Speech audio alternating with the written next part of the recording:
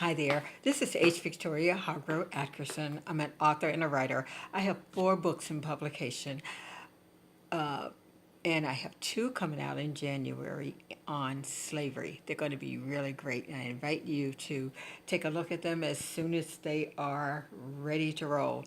And hopefully, we will be talking about that too soon. So, today, I wanted to remind you to subscribe to my channel so we can continue on and to check me out on my website, which is www.hvictoriahargroveatkerson.com. And you can get my books on Amazon.com and from Barnes& and Nobles. And also from my website, you can get my latest book, which is Bottom Up Bottom. Okay? Now, I will be broadcasting starting this week, 2 days a week. And I will be on Wednesdays and on Saturdays. So be sure to tune in, subscribe. You will be notified first because there's a little bell. If you hit the little bell on under my next to my name, they will notify you as soon as I post a video. So be sure to check us out. And this has really been fun. I have tons of questions here. I don't know how we're going to get to all of them, but I thought it was really important to talk to you today because this particular question is one of my favorites. And it's an activity that I love doing. The question I got from a reader was, how do I choose a cover for my books? It's one of the biggest thrills you have as a writer to find a visual image to convey what your book is about. I love it. It is so exciting, and it's an exciting time because you just think about it. You have just finished a book, and the next thing is to get it off to the publisher, and they are ready to publish. And the last thing is to put that image on, and it's exciting. It's really great. It's like putting a nice cherry on top of a beautiful, large chocolate ice cream sundae. It's great. I really love it. So I will tell you what my process is, and then I'll give you a few pointers for those who are planning to publish, or if you just want some insight into the question. How do I choose my topics? Okay, first of all, I have to say, when you write a book, it's yours. You are the owner. You are the person who depicts what happens to that book. You are to guide it through each step of its stage as it goes from the computer, your writing pad, out to the public. So doing the cover is the final step in that process, and it's like I said, it's one of the most rewarding and really thrilling parts of it.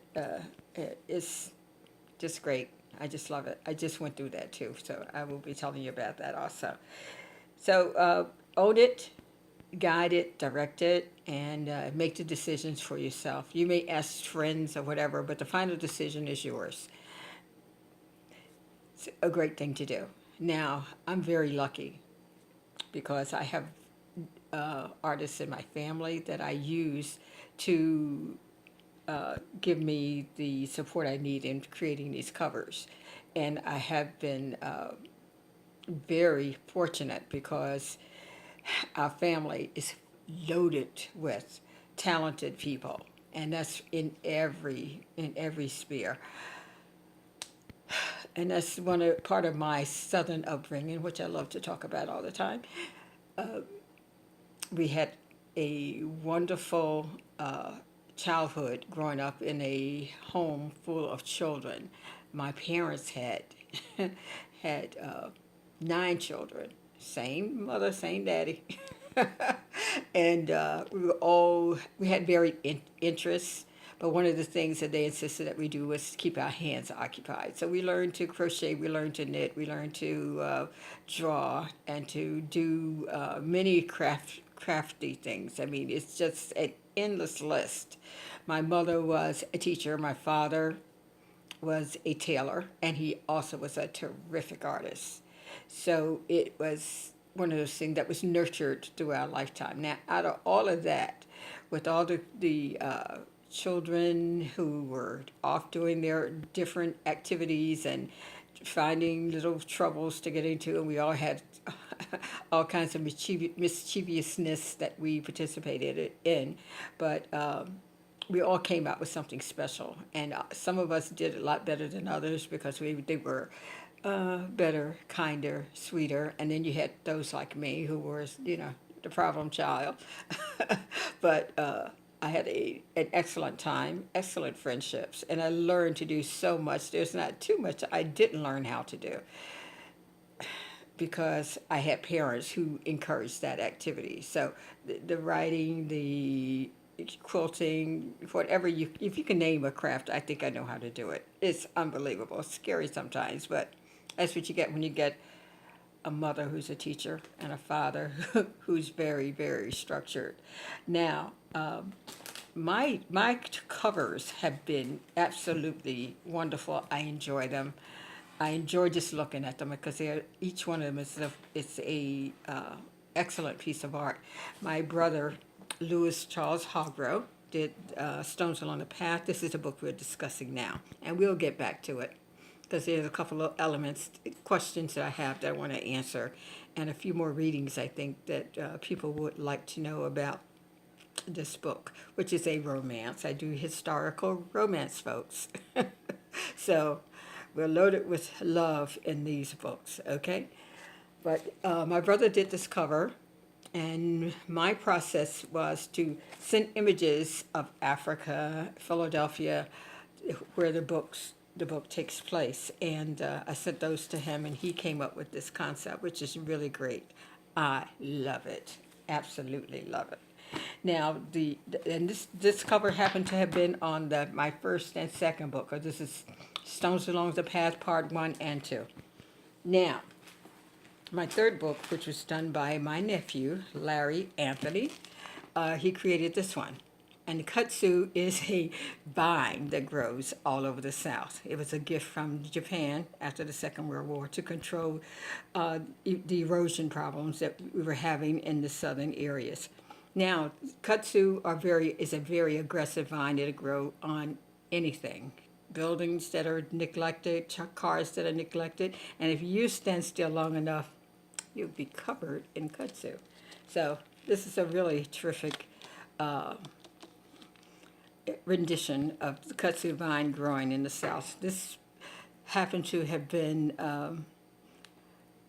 my nephew lived next to a kudzu vine, I don't know what you call it, area. It was just right outside his door. All he could see was kudzu vines for years.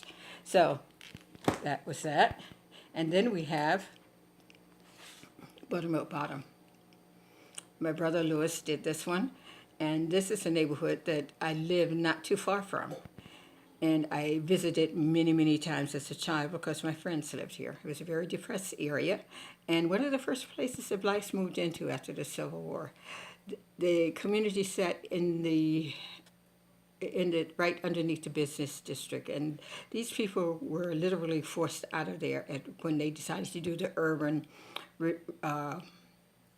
renewal project in Atlanta during the early 60s.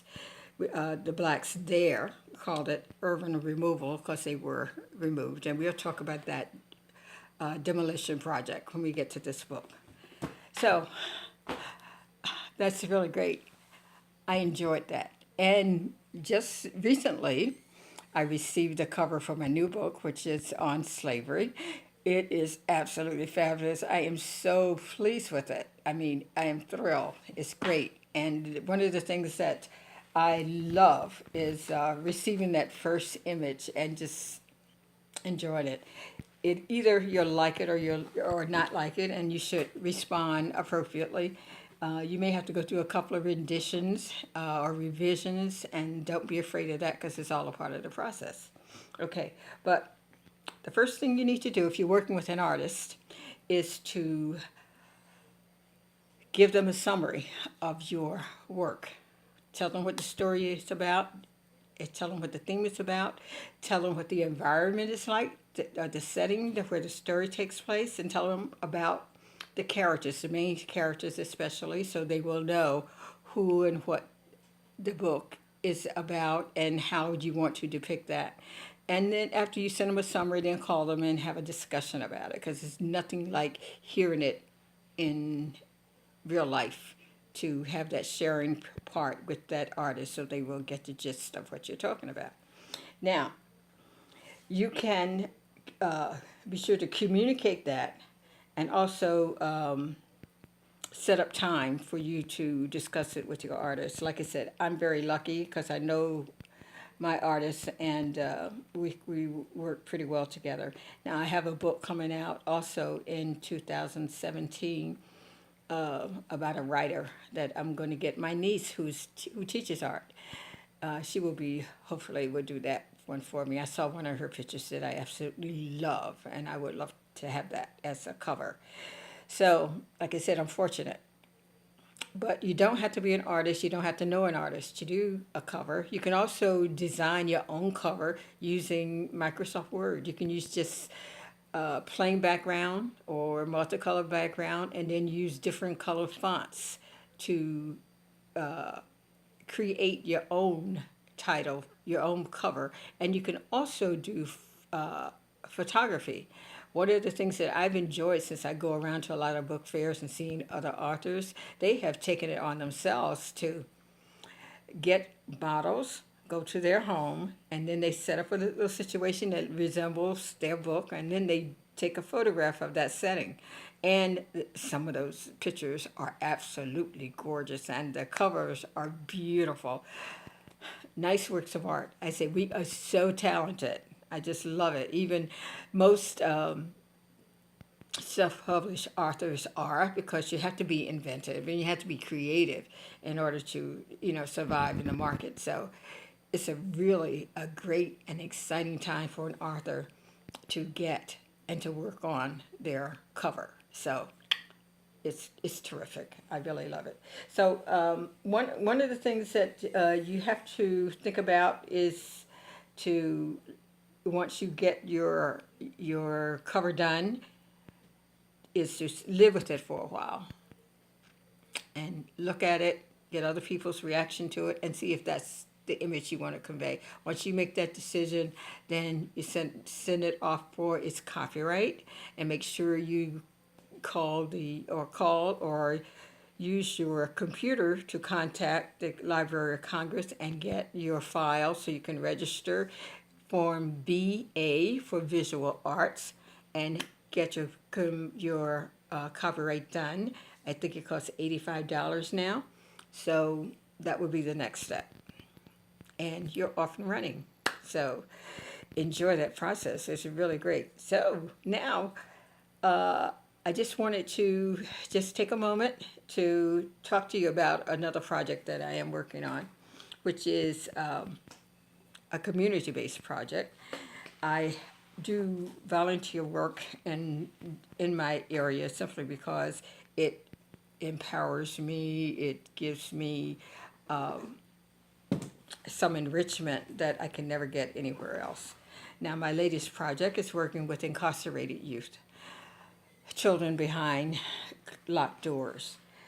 They are usually age 12 to age 18, and it saddens me because it's the most magical time of a child's life and the most creative time of a child's life. If you think about some of like the Joan of Arc figures back of old, they were young teenagers, really. So this is the most creative time of a child's life, and they are locked up. So I am adamant about giving them help and assistance. Now, this holiday season at the Oak Lane Library here in Philadelphia, we are collecting writing pads like this one, composition books, to give to them because I'm a writer. I always encourage people to write. And these people I encourage to do so simply because it's a fantastic way to express one's frustrations and feelings about their present situation, which we have to encourage them to overcome. And it also tells them that their community has not forgotten them and that we believe in their ability to get themselves out of it. So these are just wonderful little books that you can get from the dollar store. You can get from anywhere for $2, $3, $5. If you would join me in doing this, the children will really appreciate it because they absolutely love it. I've donated some before, and my library just agreed to help me with this. So we have placed a donation box at the Oak Lane Library at 12th and Oak Lane, and we are collecting these starting on Monday. It'll be a nice decorated box saying donation for the JJC. So if you can join me in that, and if you're not in Philadelphia, create your own box and find a juvenile justice center in your area and do something wonderful for those kids. They're our children and they need our support and they need to know that we are there for them. Now, in this present situation with the political situation leaning the way that it is, we have to make sure our kids are taken care of and we have to make sure they get out of these locked facilities. Instead of opening schools, we're opening prisons, and that is the wrong thing for any civilized society to do. So, I invite you to join me in that project and just continue doing the great work that you're doing wherever you are. I'm sure that you're doing something that will benefit children and youth.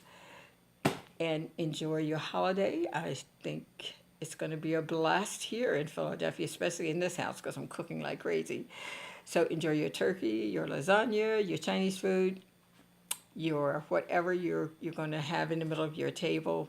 I'm looking forward to sharing the love and camaraderie with my family, and I know you're going to do the same with yours. So just enjoy, love each other, and be blessed. Take care. God bless you.